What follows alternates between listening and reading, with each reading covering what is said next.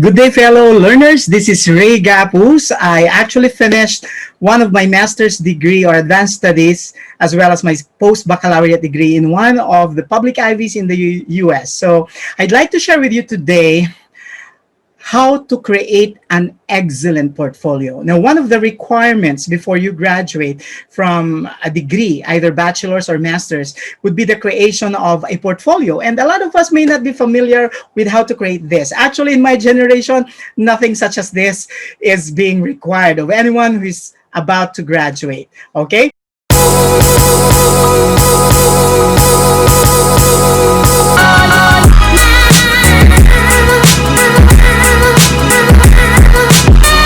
First, let's talk about what a portfolio is. So basically, in layman's term, a portfolio is just a compilation of academic work. And when we say compilation of academic work, it could actually include articles that you have written, researches that you have conducted, videos you have created. Now, who will be the one who will call the shots as to what you need to include in your portfolio? It should be based on the policy of the university where you're graduating from. In my case, my academic advisor was the one who actually mentored me on which should I include in my academic portfolio. We were asked to choose to include at least 3 of our excellent works that has obtained the highest grades when it was evaluated by our professors when we were actually doing our coursework. So at this point in time, you have to remember that a portfolio, since it's a compilation of academic work, will have 2 basic purposes. One would be to evaluate coursework in terms of quality, learning progress, and academic achievement. So it would be an advantage if you would choose something that you actually so comfortable with when you were creating it. You know the steps from A to Z, such that when you are asked by your academic advisor to defend the decisions you've made in terms of your outputs, you would be able just to work it out from muscle memory. So it simply means if you did the requirements yourself, there's no problem explaining the process to your academic advisor. Now, the second purpose is actually to determine whether you have met learning standards as a student. For all we know, each university will have their own learning standards. So what are these things? You have to be familiar with that upon your enrollment for a specific degree you want to work on. So at this point in time, I'd like to share with you my portfolio when I did my master's degree, okay, in one of America's top public Ivies. Okay, so I'm proud of being a graduate of the Pennsylvania State University. So this is actually my homepage for my portfolio. I opted to be simple. I have an abstract image of the thinking man. Then, if you would notice how the yellow background contrasted with a button here, that would actually lead you to some of the specific parts of my portfolio. Well, I've chosen this matte yellow finish because one of the things I've learned when you're creating a portfolio is to align your color taste with what is in sync with this generation. Because if you are going to put bright colors, people will think you're old, because that has been the choice of people before the millennials came in. So if you are one of the baby boomers, usually baby boomers would want to have bright colors in terms of their output. Okay, so I'm feeling millennial, so I'm trying as much as possible to get in sync with this generation. Okay, and then I have here my basic learning philosophy: learning by unlearning. And then I explained it a bit. Theorists argue that there is more than one way to learn. To me, it begins with unlearning. Now, what are we going to see if we press on the Learn More button? Okay, one part of the portfolio is actually the reflective statement. Okay, so you're going to see my reflective statement, of course, with my picture 60 pounds ago. Okay, so that's me. Okay. And of course, in my reflective statement, you have to have an introduction, okay? How you felt about being in the class, what were the things you consciously and subconsciously learned from doing your artifacts, okay? And then after that, I presented my choice of three learning design projects, okay, that I highlighted for my portfolio. I'm going to show them in a little while. So I explained what the first project is all about, okay, and then I also explained the second learning design, and then explained the third learning design. Now, in my explanation, you would notice that I quoted some authorities, specifically John Dewey's Learning by Doing Theory for my second entry, okay, which is actually a video on how to best deal with obesity, okay? And then I did that for the other outputs or artifacts, okay? I also quoted authorities to provide a muscle, okay, something that where my ideas could potentially lean on so that I can defend it to my academic advisor, okay? And then last but not the least, of course, your reflective statement should actually have a portion on conclusion, okay? And then you ended up, okay, with how you feel about the knowledge, skills, and attitude that you've gained through the rigors of the course, okay? So this is actually the reflective statement. Now, at the topmost part of my portfolio, you have here home. Okay, we go back to the home page, and then you have here the portion and about. So the portion and about is actually about me. Okay, Rigapus. So it contains information about my educational background. Okay, it also contains information about the professional awards and recognition. I just included some of the awards I got. I never included all those that I gained when I was in college or elementary or high school. Some of the most prestigious professional awards are the ones that I've chosen for these entries. Okay. And then, of course, the world has changed. You have to highlight your experience because people now hire for attitude and skills. They don't care whether you graduate in the top 1% of the class.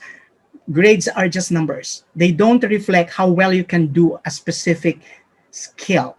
Okay? So employers now are looking for the skills. Okay? So I'm proud to have co-created my portfolio and came up with the ideas and creative side of this presentation. Of course, my experience as an entrepreneur, okay, as a member of different business groups and professional organizations, and as a lecturer of some of the country's most prestigious universities. Okay. Okay. And then if we go up again, you will see you have here a portion of the projects. I've shown you my reflective statement. So a portion of the projects, I'll show you how I integrated my outputs here. Okay. So these are my outputs. Okay. This is actually a video on how to best deal with obesity. And then, okay, design document for collaborative learning with nurses in a test preparations class. Okay. And then there's a description. Okay, and there's also a link where you could actually view the project.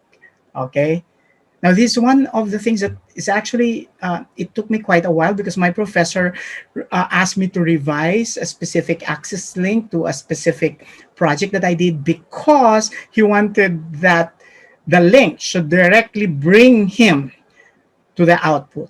Okay, so this is actually my output with Professor Heather Zimmerman. And this is actually my output for my subject with Professor Simon Hooper. And this one is my output for my subject with Professor Roy Clariana. Okay. And then, of course, I included also creative works, other creative works like personal learning philosophy. Okay. The animation that I created under the class of Dr. T. Hollett. Okay.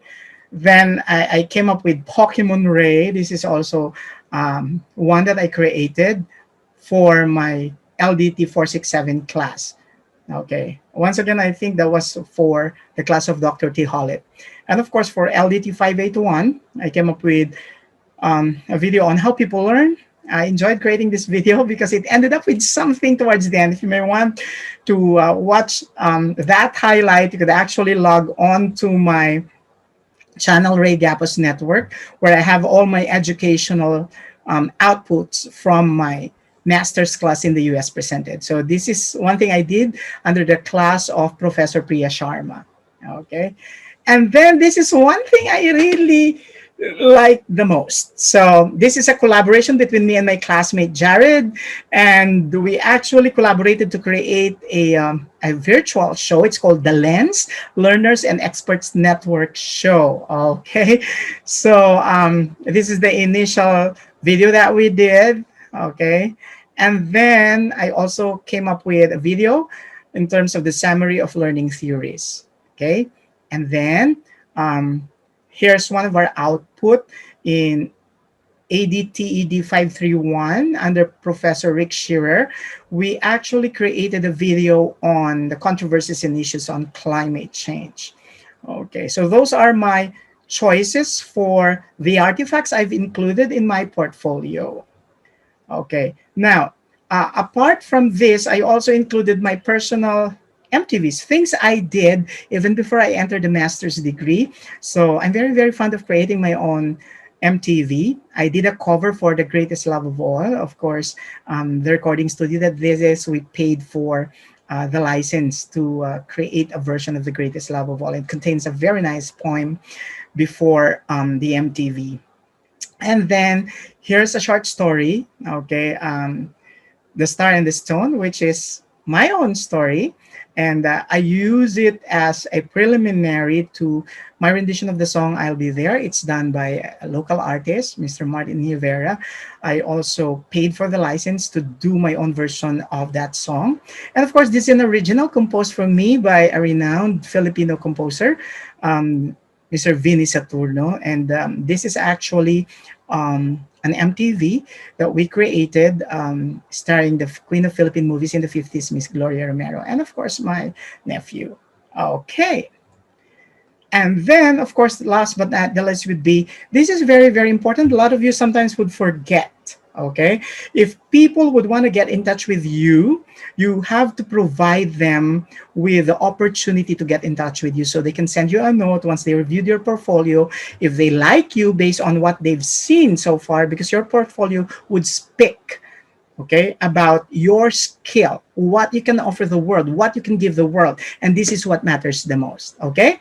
So if you would actually want to have like a personal guidance coming from me, just email me at it's gapusray@gmail.com if you would want to seek assistance on how to create your learning portfolio. So this is once again your mentor, Ray Gapus, sharing with you my beautiful creation that is inspired by my love for knowledge. So thank you so much for watching my video, and please don't forget to hit that notification button, the bell button, and definitely you need to subscribe so that you can learn more from me.